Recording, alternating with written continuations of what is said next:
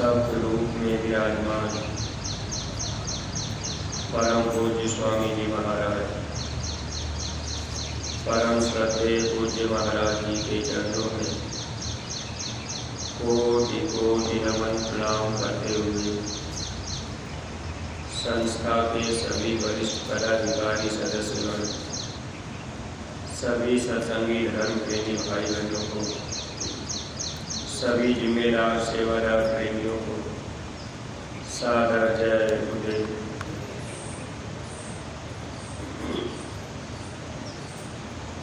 परमार्थी प्रेमी भाई बहनों,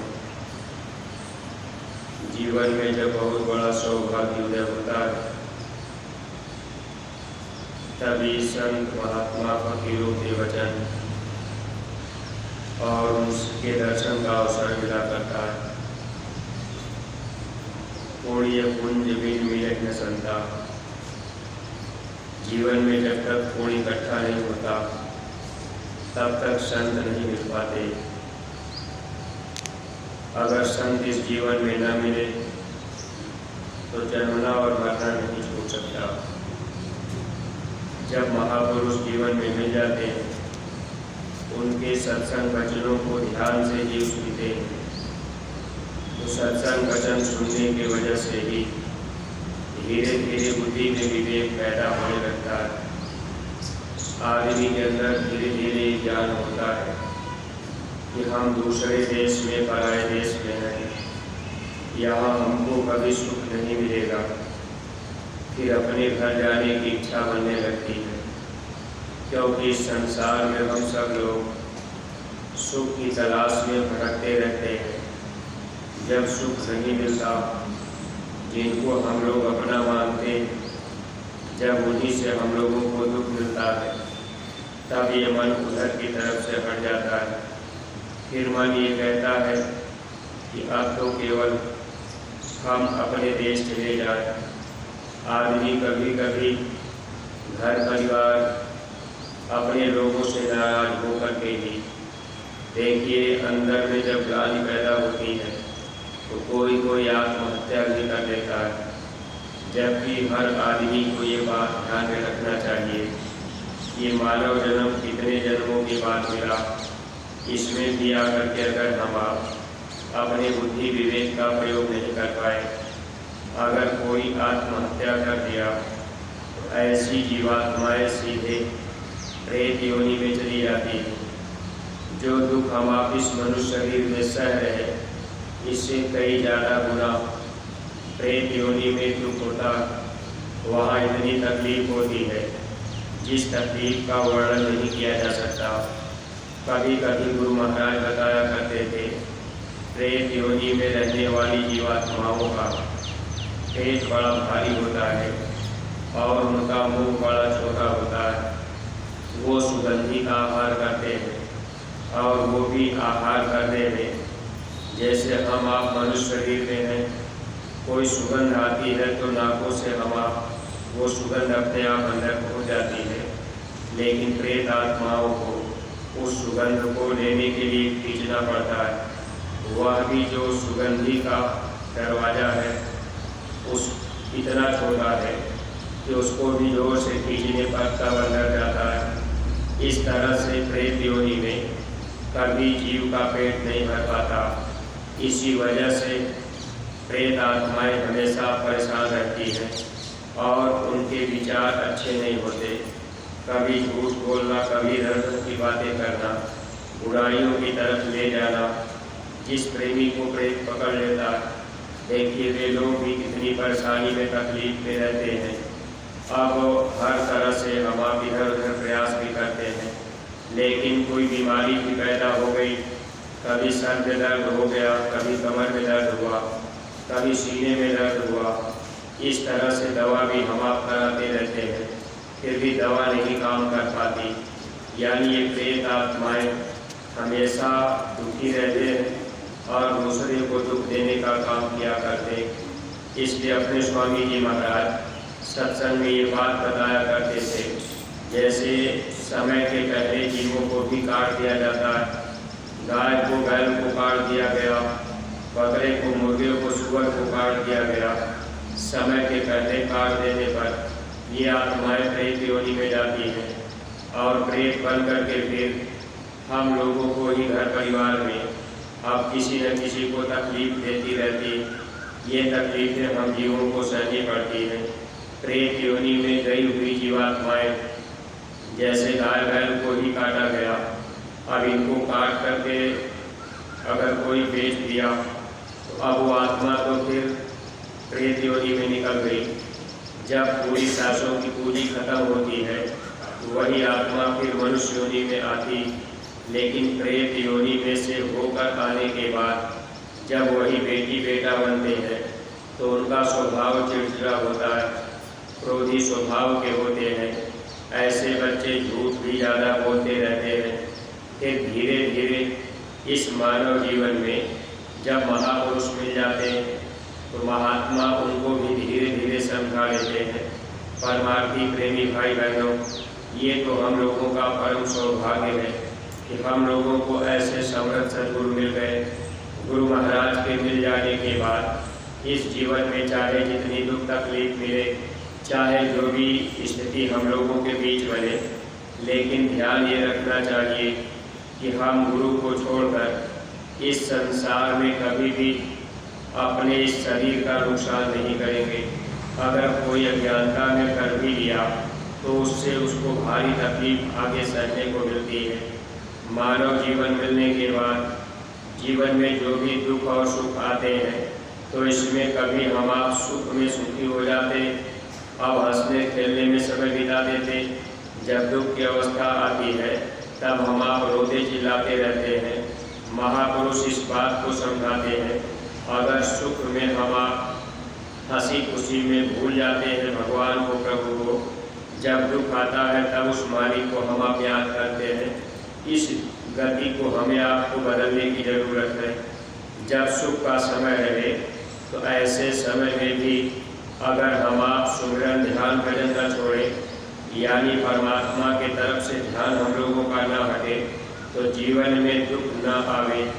क्योंकि जब सुख के समय में भगवान को याद किया जाता है तो दुख की घड़ियाँ टलने लगती हैं। अगर दुख की घड़ी आई फिर हम आप उस समय भगवान को याद करेंगे तो परमार्थी प्रेमी भाई बहनों, एक तरह से ये भावनाएं स्वार्थी हो जाती हैं। तकलीफ में हर लोग भगवान को याद करते हैं। आज इस धरती पर जो भी तकलीफें बढ़ती गई, आज घर घर में प्रेत आत्माएं रहने लगी। कोई घर ऐसा बाकी नहीं है जिन घरों में प्रेत आत्मा न रहती हो। आज के समय में आदमी अब देखिए परेशानी में अपना समय गुजारता है। घर से बरकत भी चली गई, कमाई का आधा से ज़्यादा पैसा अब ये बीमारी तकलीफों में चला जाता है। क्योंकि हर घर में प्रेत आत्माएं। पहले के समय में खान पान का लोग बहुत बड़ा परहेज रखा करते थे। लोग अशुद्ध आहार करते ही नहीं थे, इतना लोग घृणा करते थे। अगर पास से मुर्गी मुर्गे के बच्चे गुजर जाते थे, कोई छोटा सा बच्चा था, अगर उस बच्चे के पास से मुर्गी मुर्गे गुजर गए तो उस समय माता पिता बच्चे को तुरंत नहलाते थे, यानी इतना घृणा लोग करते थे। लेकिन आज की दशा क्या है? सत्संग न मिलने की वजह से आज हम आप उन्हीं जीवों को मार काट करके अब उनको ही खा लेते, यानी बुराइयों की तरफ हम लोगों का ध्यान चला गया। हम लोग सच्चाई को जान नहीं पाए। महात्माओं के करीब अगर आते जाते रहते, सच्चा सत्संग मिलता रहता तो बुराइयों से हम आप बचते रहते। वैसे प्रेमी भाई बहनों, इस धरती पर महात्मा के नाम पर बहुत से लोग पड़े हुए हैं, लेकिन सच्चाई का ज्ञान नहीं। अगर वो सच्चाई को जानते होते तो जितने देश में साधु हैं, अगर एक एक गांव में एक एक साधु रहते तो वे भी गांव पूरा का पूरा शाकाहारी होता। ऐसी शिक्षाएं लोग देते रहते। लेकिन आज की स्थिति ये है कि साधु भेष में रह करके भी लोग बुरे काम को करने में लगे हुए हैं। केवल रूप बना लिए, भेष बना लिए। इसलिए ऐसे लोगों के साथ जाने पर, ऐसे लोगों के करीब जाने पर जब जीव का नुकसान होता है तब लोग साधु भेष को कलंक लगाते हैं कि भाई हम तो ऐसे महात्मा के पास गए थे और महात्मा ने हमको धोखा दे दिया, इसलिए सच्चे महात्मा जब जीवन में मिलते हैं तभी जीवन में सुख मिल पाता है। स्वामी जी महाराज सत्संग में कभी कभी बताया करते थे, आज के समय में आदमी भी चतुर और चालाक है। सब लोग अपने स्वार्थ के लिए महात्मा के पास जाते हैं, क्योंकि उनकी इच्छा परमात्मा की नहीं होती, बस स्वार्थ ही स्वार्थ उनके अंदर भरा रहता। अब स्वार्थ के लिए महात्मा के पास गए, महात्मा सच्चे नहीं मिले।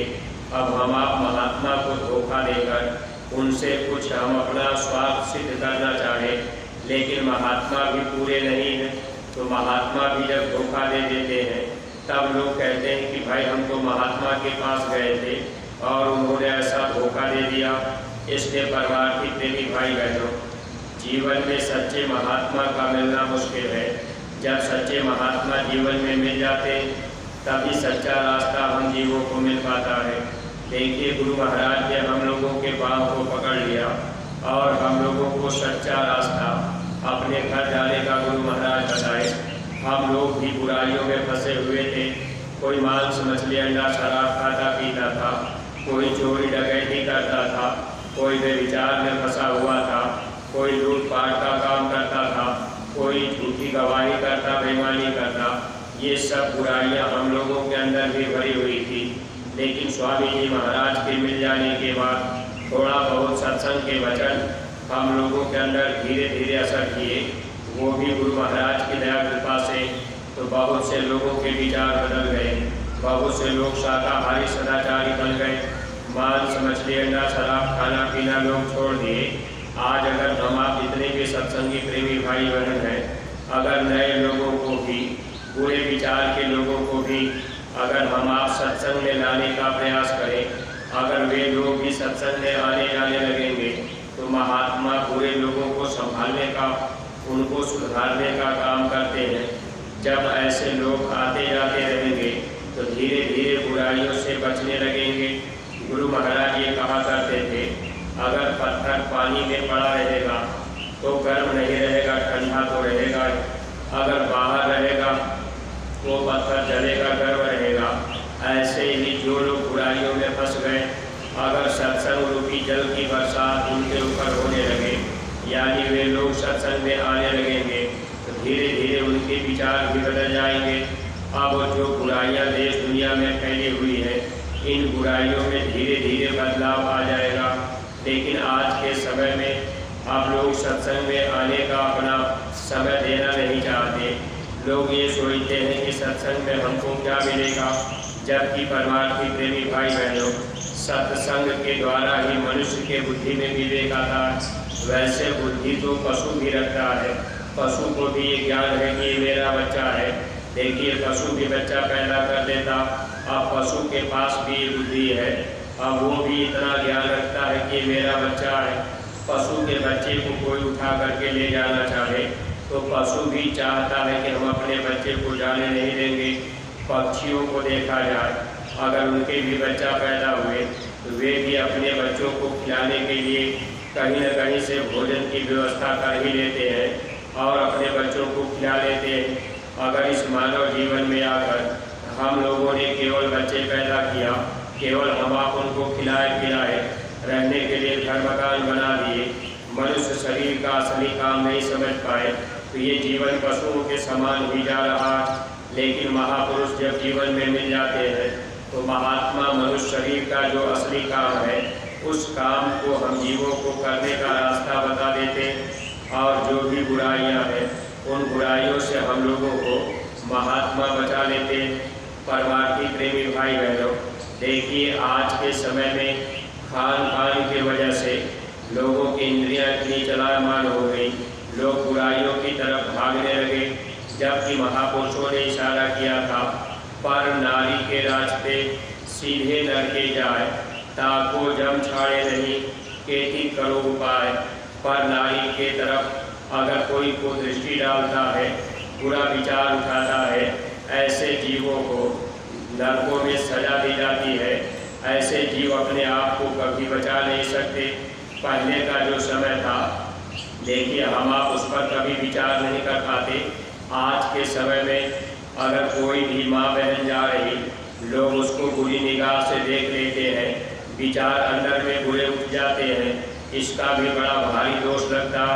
पहले का जब समय था, अगर कोई माताएं बहनें कोई बच्ची सामने से गुजरती हो, कभी किसी से स्पर्श हो जाता था, मान लीजिए चलते समय झटके में भीड़ में किसी माँ बहन से दूसरे का स्पर्श हो जाता था, तो लोग उस बच्ची के पैर छूते थे, अपने गुनाहों की माफ़ी मांगते थे।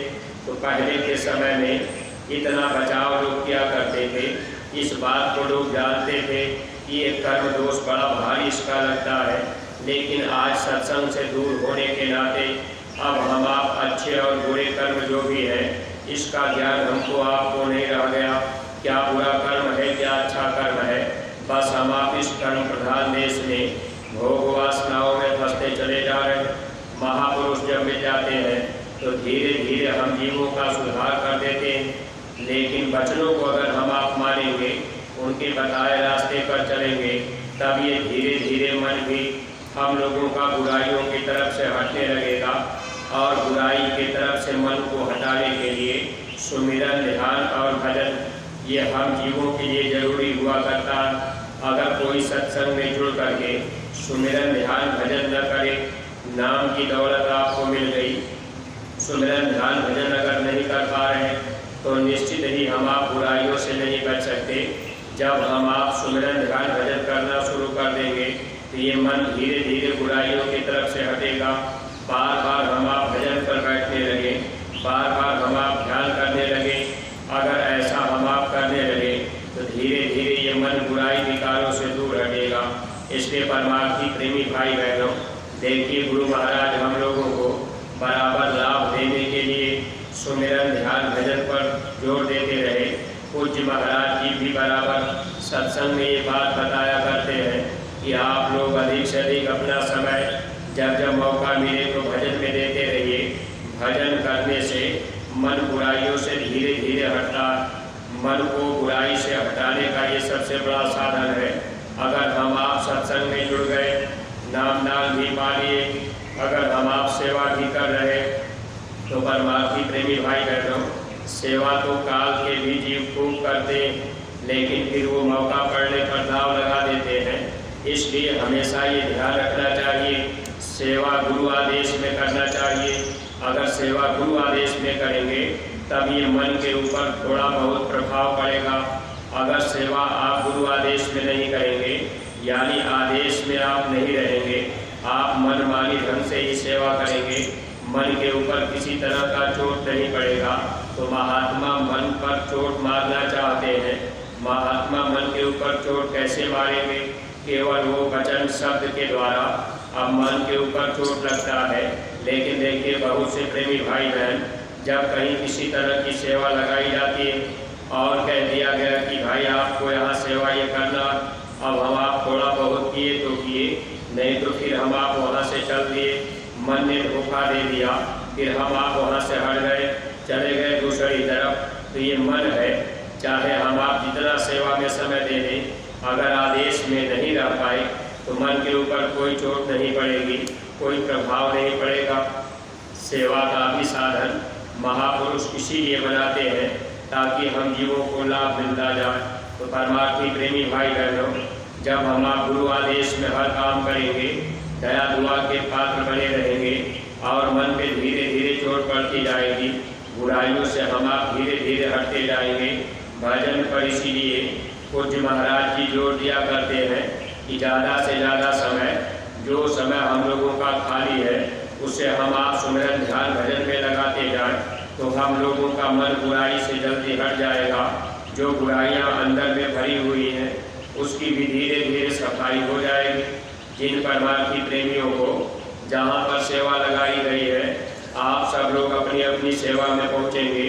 और जो नए प्रेमी भाई बहन इधर उधर कहीं सेवा में लगे या आप नहीं भी लगे हैं, तो आप सब लोग अस्पताल पर ही पहुँचिएगा, क्योंकि सेवादार इस समय कम है। आप जो भी प्रेमी घर घर में सेवा कर रहे हैं, अब आप थोड़ा बहुत करके फिर अपने अपने जगह पर चले जाते हैं। तो इस बात को ध्यान में रखिएगा कि अस्पताल पर की सेवाएं इस समय हम आप करने के लिए पहुंचा करें, इधर उधर में अपना समय न जाए। क्योंकि ये अवसर हम लोगों को मिला है सेवा करने का। महापुरुष अब जिधर की तरफ उनका ध्यान रहे, जो काम जरूरी होता है अगर उसमें हम आप सहयोग कर लेते हैं तो इससे हम आप दया पाते हैं और महात्मा सेवा कराकर अंदर के मैल को धो देते हैं।